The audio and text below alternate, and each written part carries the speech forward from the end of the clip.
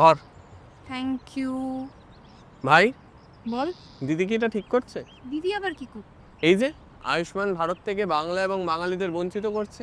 ভাই তোর চোখ ঠিক আছে? চোখ? ও হ্যাঁ, সেদিন তো চোখের ডাক্তার দেখাতে গিয়েছিলাম। গঙ্গার পাড়ে চল। কিরে, বল কিছু।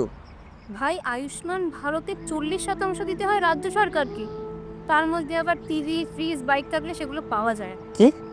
হ্যাঁ, কিন্তু দিদির স্বাস্থ্যসাথীর 100% দেয় রাজ্য সরকার, তাও সেটা বাড়ির মহিলাদের নামে। কোনো বিভেদ নেই ভাই। কি বলছিস, সত্যি? হ্যাঁ, তারপর আবার অভিষেক বন্দ্যোপাধ্যায়ের সেবাশ্রয়, সেখানে কত মানুষ ফ্রিতে ট্রিটমেন্ট পাচ্ছে, হুইল চেয়ার থেকে শুরু করে চোখের ছানি সব ফ্রি।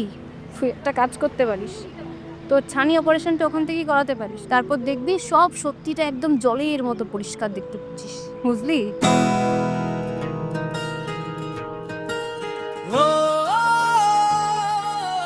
আজ বাংলার স্বাস্থ্য ব্যবস্থা সারা দেশের কাছে এক মডেল। কুৎসা ছড়িয়ে মানুষকে বিভ্রান্ত করা যায় না, তাই যতই করো হামলা, আবার জিতবে বাংলা।